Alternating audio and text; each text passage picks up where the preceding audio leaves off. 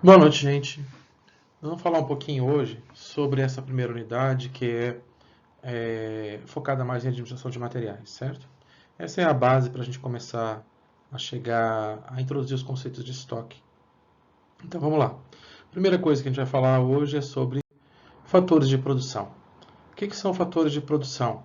São os elementos que a gente utiliza no processo de produção para chegar ou para produzir os mais diversos tipos de bens, que são coisas tangíveis, ou serviços, que são coisas intangíveis. Bom, primeiro, o que é processo produtivo ou processo de produção? É um processo, uma sequência de passos, certo? Que transforma alguma coisa na sua entrada em outra coisa na sua saída. Basicamente, a gente está dizendo que todo processo tem uma ou mais entradas, uma etapa de transformação ou agregação de valor e uma ou mais saídas. Então, nós temos uma entrada, processamento e uma saída, ok? Sempre nessa sequência. Não existe processo sem entradas, sem processamento e sem obter saídas, ok? É basicamente isso que a gente está falando. Então, isso é um processo de produção de alguma coisa. Bem, ok, nós falamos de processo de produção. Então, qual é o outro ponto importante? Outro ponto importante é bens ou serviços. Bens são produtos tangíveis, coisas tangíveis que são produzidas a partir de alguma coisa, certo? Então, vamos supor assim, uma tábua de carne. Uma tábua de carne essencialmente é madeira que foi transformada da estrutura natural que ela tinha, do formato natural que ela tinha, para um formato adequado em que vai servir como um tecido doméstico, ok? Então, isso a gente está falando de um bem, porque ele é tangível, é físico, certo? Mas, e no caso de um serviço, ele também é tangível? Não. O serviço não é tangível, ele é intangível. Então, a gente pode usar aqui vários exemplos nesse sentido. Então, vamos pegar aqui um exemplo de transporte, certo? Vamos supor que a gente está transportando alguma coisa de um lugar para outro. Nesse caso, aquilo que a gente está transportando, imagina assim, nós estamos tirando a soja de um silo e levando até um porto. A soja que estava no silo é diferente da soja que está no porto? Fisicamente, quimicamente, não, é a mesma soja. E nem pode, né? Porque em princípio você vendeu aquilo que estava no silo. Mas ela é diferente. Por quê? Porque houve uma agregação de valor. Porque o produtor não ia obter o seu rendimento, o seu recurso, se essa soja permanecesse no silo. Ele precisa que ela seja entregue ao lugar onde vai ser consumido ou lugar onde o consumidor que adquiriu deseja que esteja, certo? Então, nesse caso, a gente está falando de um serviço. Bem, vamos à frente. Quais são os fatores de produção que a literatura lista? O primeiro deles é terra ou natureza. Alguns autores chamam de natureza. Basicamente, a gente está falando dos recursos naturais provenientes diretamente da natureza e na sua forma original. Então, vamos supor assim, a nossa tábua de carne. O principal recurso que a gente vai utilizar para que aquela tábua de carne exista é a madeira. E é a mesma madeira que veio da natureza. Tudo bem, ela sofreu algum processo de transformação para que ela tivesse um formato, características adequadas para servir como um tecido doméstico, certo? Da mesma forma, outras coisas quaisquer, como água, como resinas, certo?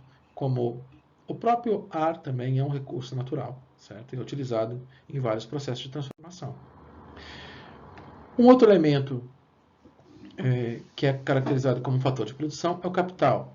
Aí a gente está falando de bens de capital. O que são bens de capital? São coisas que a gente utiliza para produzir outras coisas. Basicamente isso. Então imagina assim, uma ferramenta, um implemento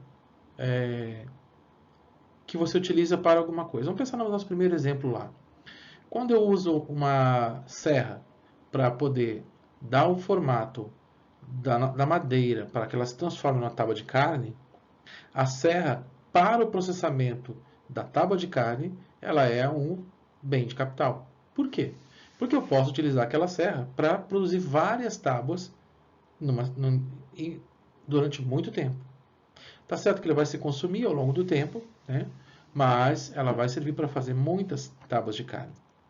No caso do transporte lá do que a gente falou de soja, do silo, do armazém até o produtor, até o consumidor final ou até o porto, quando a gente está falando do caminhão ou dos caminhões que levaram essa soja, transportaram da origem até o destino, o caminhão também pode ser enquadrado como um bem de capital para a produção da soja, ok?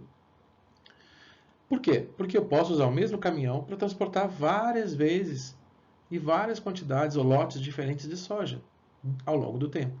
E aquele caminhão vai se consumir? Vai, mas ele vai demorar muito para consumir ao longo do tempo, certo? Por que eu estou dizendo para aquele processo? Porque olha só, vamos pensar no caso da serra, certo? Se você é uma empresa que está produzindo tábuas de carne, a serra para você é um fator de capital, certo? Por quê? Porque ela é uma ferramenta. Basicamente isso. No entanto, se você é um produtor de serras de madeira, a serra de madeira para você pode ser outra coisa, não um fator de um bem de capital ou um fator de produção capital. Por quê? Porque você vende serra. Perceberam a diferença? Então, para quem vende serra, a serra é o produto final, é o bem que ele produziu. Para quem utiliza a serra como uma ferramenta, ele é um bem de capital. Deu para entender a diferença? A mesma coisa cabe para o caminhão. Para quem transporta soja de um lugar para outro, o caminhão é o quê? É um bem de capital. Porque ele vai servir para várias vezes transportar aquela soja. Mas para quem produz caminhão, ele é um produto final. Ele é o resultado de um processo de transformação. Perceberam a diferença?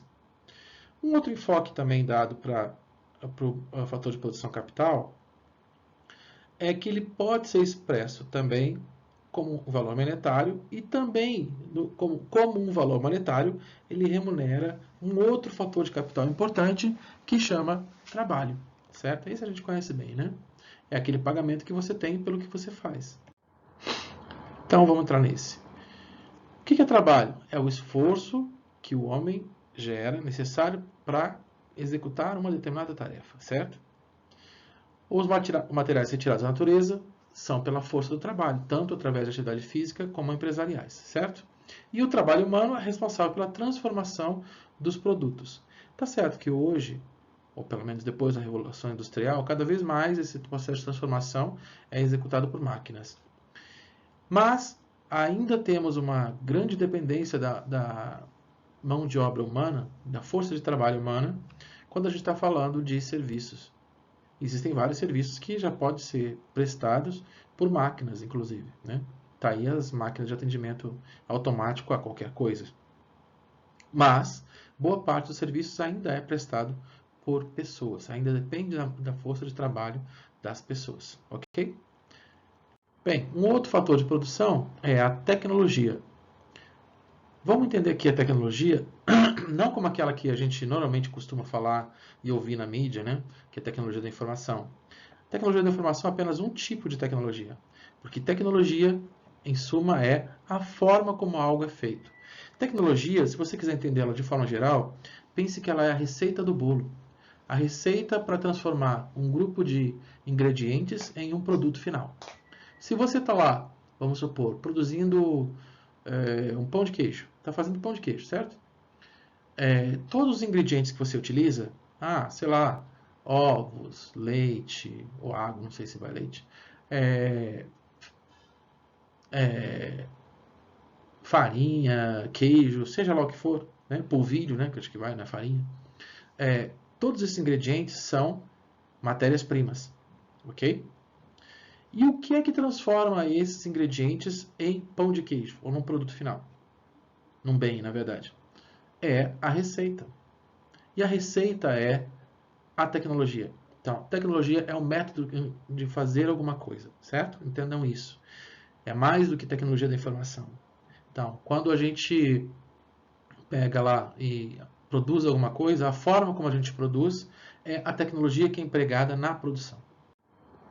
E, por fim, um outro fator produtivo muito importante, que é a capacidade empresarial. Aqui você vai enxergar isso como empresa também. É uma outra forma de falar a mesma coisa. Mas é basicamente o seguinte. Você pode ter terra, pode ter capital, pode ter trabalho, pode ter todos os elementos anteriores. Mas eles não se combinam ou não se combinarão se não tiver um esforço que a gente denomina de capacidade empresarial, de agrupar esses recursos e transformá-los em alguma coisa.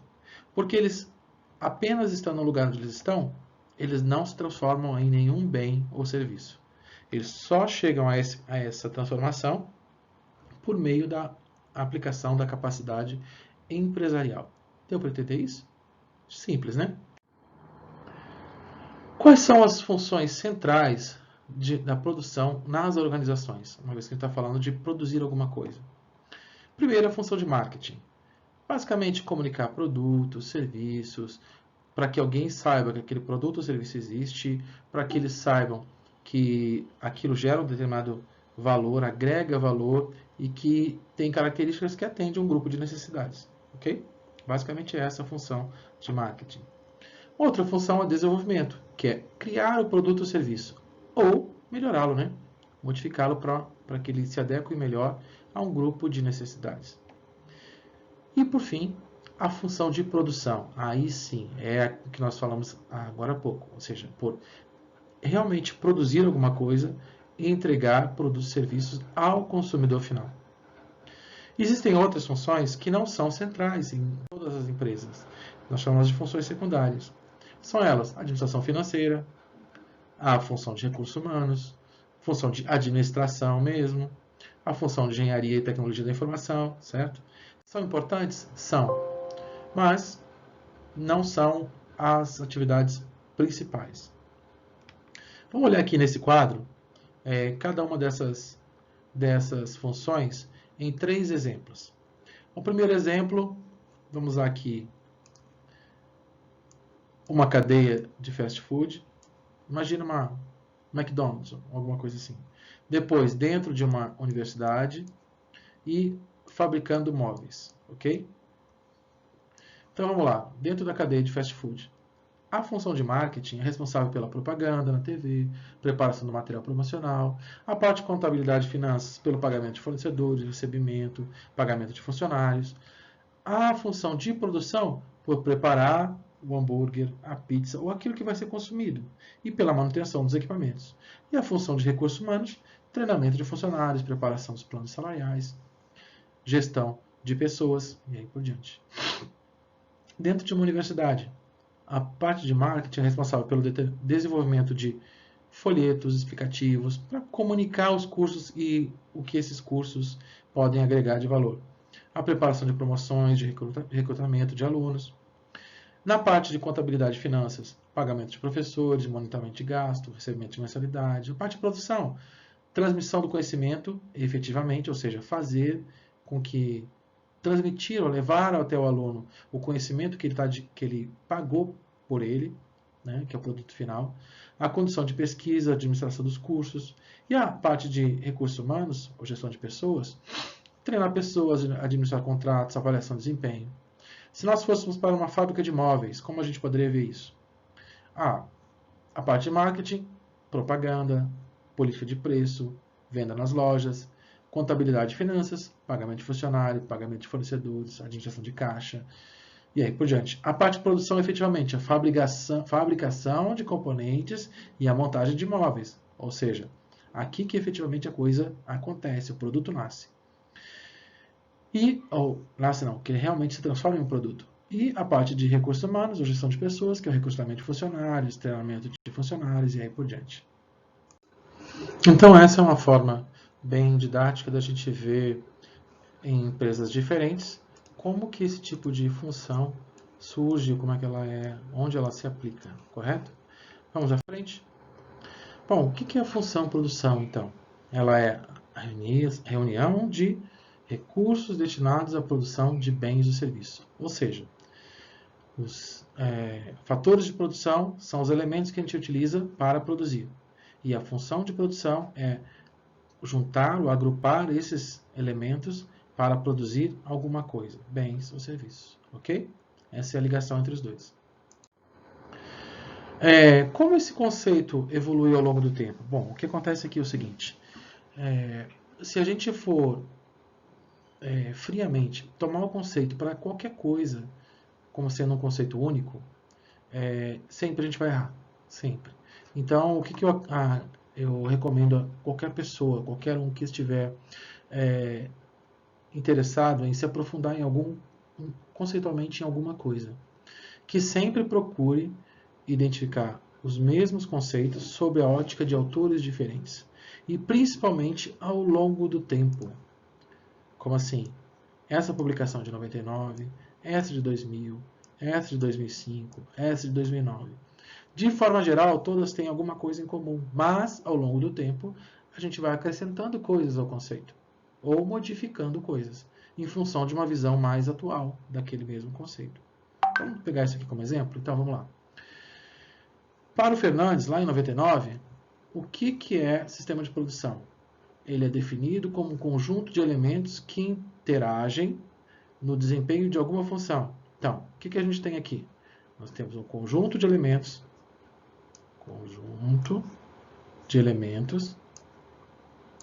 que interagem para alguma função. Ou seja, um conjunto de coisas que a gente combina, ou que elas interagem entre si, para gerar alguma coisa. Já Moreira enxerga de outra forma. Ele menciona que você pode ser definido como um conjunto de atividades interrelacionadas na produção de bens. Então, o que ele tem aqui? Bom, conjunto de elementos, conjunto de atividades. Olha só, elementos, atividades. Então, aqui ele está dizendo que aqui eu tenho atividades que são interrelacionadas, ou seja, que elas se influenciam entre si, certo? Na produção de bens ou serviços. Aqui ele foi mais genérico, ele falou de alguma coisa. Aqui ele já está mencionando na produção de quê? Bens ou serviços. Kevin já diz outra coisa. É um grupo interdependente de itens. Ele tem muito mais a ver com um conjunto de elementos lá de 99 do que atividades. Atividades não diz respeito necessariamente a itens, diz respeito a processos, coisas que são feitas, certo? Que são desenvolvidas. Mas aqui ele vai um pouco além. Ele está dizendo que não são só itens. Envolvem pessoas e processos com um determinado propósito. Qual? Produzir produtos e serviços. Aqui ele disse a mesma coisa que bens e serviços, produtos e serviços. Mas o que ele mudou do conceito anterior? Ele mudou que ele abriu isso aqui e incluiu, além dessas atividades interrelacionadas, quem as relaciona, quem está ligado a elas, ou seja, as pessoas. E essas atividades elas não existem se não estiverem organizadas em processos. É isso que ele disse. Então, aqui ele foi mais amplo do que os dois anteriores. E o Slack e Chambers, o que eles dizem? Ele fala de que o sistema de produção é a forma como uma empresa estrutura seus órgãos. Opa, aqui ele está falando de pessoas, aqui ele está falando de conjunto de pessoas. Um órgão dentro de uma empresa nada mais é do que um conjunto de pessoas que têm uma mesma função, certo? E sua interação para realizar operações de produção. Ou seja, ele falou de interação, então elas interagem entre si, mas para quê? Para obter operações de produção. Então aqui ele voltou um pouquinho atrás, aqui eles estão dizendo que é produzir produto e serviço, produzir bens e serviços, alguma coisa. Ele está muito mais parecido com esse alguma coisa aqui, ok? Mas assim dá para vocês entenderem como que o conceito foi evoluindo ao longo do tempo, tá certo? Se a gente fosse montar um conceito, com certeza nós precisaríamos juntar os elementos principais de cada um desses 4 aqui, e nós teríamos um outro conceito mais amplo do que qualquer um dos 4. Ok? Essa é a ideia de ver sempre uma evolução conceitual, e não apenas um conceito de um determinado autor. Vamos em frente? Bom, uma coisa que a gente sabe é que, quando a gente está falando de tipos de sistema de produção, não existe uma forma só de fazer isso, certo? E elas podem ser organizadas de alguma forma, pelo grau de padronização dos produtos, pelo tipo de operação que esse produto sofre, pela natureza do produto, certo? Essas são as 3 principais. Se a gente for olhar assim, por grau de padronização do produto, então a gente tem produtos padronizados. O que caracteriza produtos padronizados? Então, produtos são muito parecidos, né? Ou seja, praticamente iguais. Essa é a ideia. São aqueles bens e serviços que apresentam alto grau de uniformidade. O que ele quer dizer com alto grau de uniformidade? Ele quer dizer que são praticamente iguais. É isso. Então, quando você produz, vamos supor, a nossa tábua de carne lá atrás, a ideia é que, se você está trabalhando com produtos padronizados, todas as tábuas de carne que saem no final da produção são iguais. É isso. Quais são as características desse tipo de sistema de produção? Ele produz em grande escala, porque você produz coisas iguais, então é muito mais fácil produzir uma quantidade grande. Os clientes esperam encontrar a sua disposição no mercado da forma como eles são, eles não esperam muita variação. E o sistema produtivo pode se organizar de forma a padronizar muito mais facilmente os recursos, homens, máquinas, materiais, ok? Aqui tem uma historinha que talvez vocês lembrem. Talvez vocês já tenham ouvido falar que uma máxima do Henry Ford era: todo carro é bom desde que seja preto. Talvez você já tenha ouvido falar disso. É uma máxima que ele tinha, que ele dizia quando ele começou a produção dele do primeiro carro, né, o Ford T. Esse Ford T todo saiu da linha de produção com a mesma cor. Aí você vai dizer, não, mas por que isso? Simplesmente porque ele investia muito nesse tipo de forma aqui de produção. Porque quanto mais padronizado fosse, mais barato era para ele. Trocar um carro, tirar um carro da linha de montagem para poder trocar a cor dele, ou ter uma linha diferente de pintura dentro da sua linha de montagem, faz com que seja mais caro do que se você pegar e utilizar a mesma cor sempre. Porque você vai estar utilizando as mesmas máquinas e os mesmos materiais. A tinta do mesmo jeito, da mesma cor. Entenderam a ideia? Então essa era a máxima dele.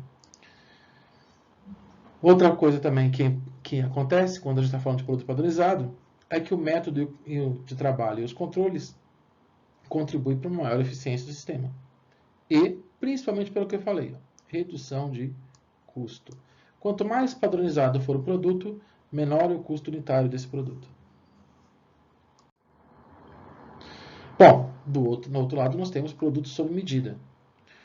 Aí a gente está falando de bens e serviços customizados para um cliente específico. Ou seja, eu não quero que a minha tábua de carne seja quadrada, eu quero que ela seja redonda. Ou eu quero que ela tenha o formato de folha.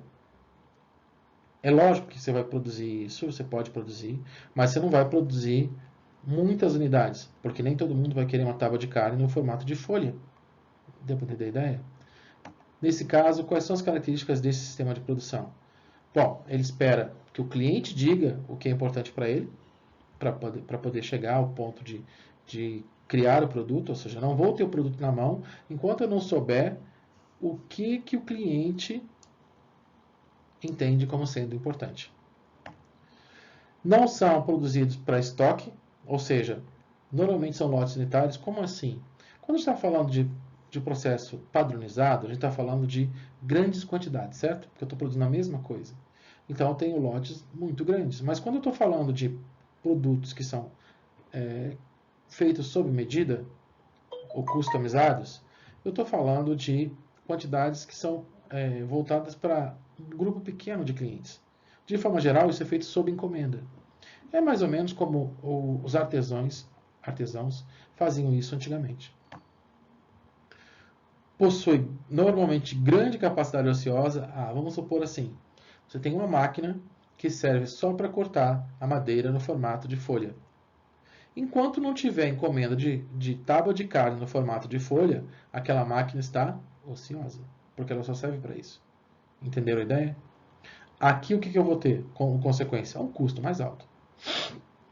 Dificuldade para usar os métodos de trabalho, lógico, que é diferente fazer os formatos diferentes de tábua de carne, a título de exemplo, certo? Aí uma coisa que eu esqueci de falar é que o custo é mais alto também, tá bom? Por tipo de operação.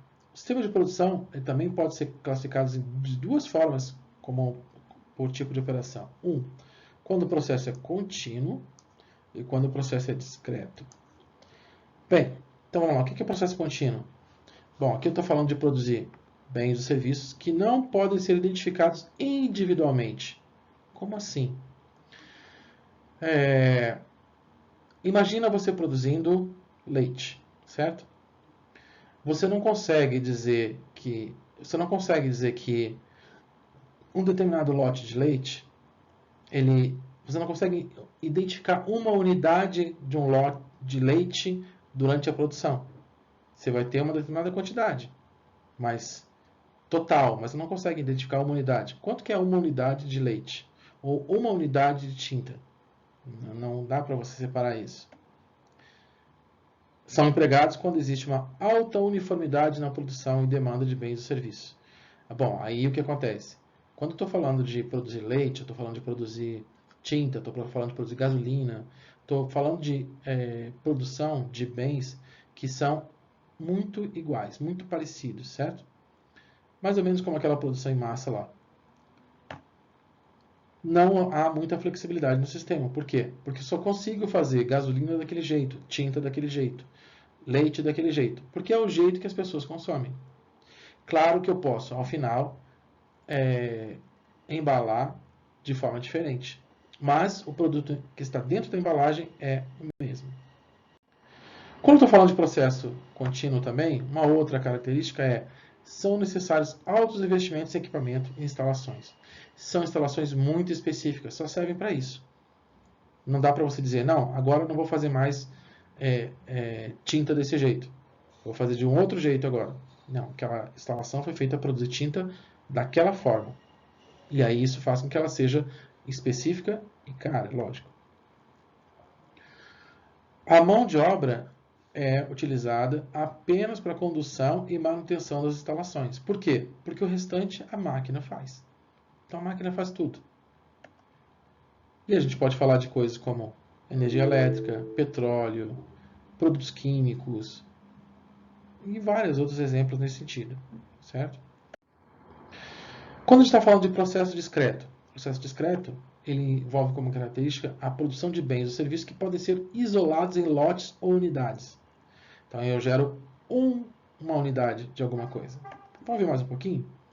Bom, eles podem ser discretos e esses discretos podem ser subdivididos em 3 possibilidades: repetitivos em massa, repetitivos em lote ou por projeto, certo? Vamos ver cada um deles.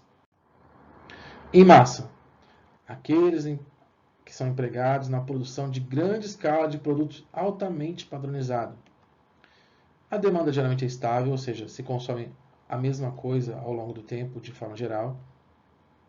Um projeto com pouca alteração no curto prazo, geralmente são muito iguais, por isso o tipo de produção.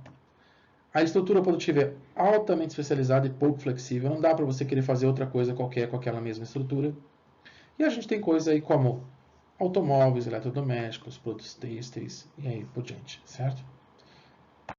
Se a gente for falar de processo produtivo repetitivo em lote. Bom, aí já estou falando de uma produção de um volume médio de bens e serviços padronizados em lotes. Cada lote segue uma série de operação que necessita ser programada à medida que a operação anterior for realizada. O sistema produtivo precisa ser estável, relativamente flexível, e o equipamento é pouco especializado e a mão de obra é polivalente. Ela pode atuar em mais de um ponto do processo produtivo. E aí eu posso ter produto têxtil de pequena escala, sapatos, alimentos, ferragens. Quando eu estou falando de projeto, bom, aí eu estou dizendo que ele tem uma finalidade, tem como finalidade atender uma necessidade específica do cliente, com todas as suas atividades voltadas para esta meta. Ou seja, eu estou falando alguma coisa que é para um cliente.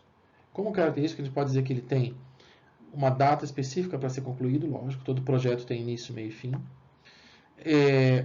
É produzido uma vez, um projeto por vez, são concebidos com estreita ligação com o cliente, ou seja, eles são customizados para o atendimento das necessidades de algum cliente. Exige alta flexibilidade no processo produtivo, ou seja, se o cliente quiser mudar alguma coisa ao longo do tempo, tem que ser possível. E a gente tem alguns exemplos aí bem interessantes, tipo navios, aviões, usinas hidrelétricas e aí por diante. Ok? Deu para entender essa ideia? Aqui a gente tem uma comparação dessas características todas. Então a gente tem aqui, se eu tiver um volume de produção alto, certo? Uma variedade de produtos pequena, uma flexibilidade baixa, uma qualificação da mão de obra baixa, um layout organizado por produto, uma capacidade ociosa baixa, um lead time. Lead time é o tempo de produção, tá, gente? O tempo que uma unidade que leva para produzir uma unidade. Baixo, ou seja, ele é rápido. E o fluxo de informações é baixo e os produtos são contínuos, eu estou falando de um processo contínuo. Essa é a ideia dessa tabela, entendeu? Então, a partir dela, eu consigo identificar dado um conjunto de características, qual é o processo produtivo mais adequado para ele.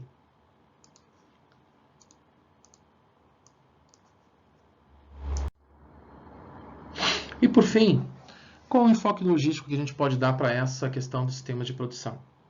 Bom, primeiro é o seguinte, existem duas vertentes no sistema de produção. Uma é a administração de materiais, que é muito forte, né? Ou seja, eu estou falando de agrupar diversos materiais de várias origens,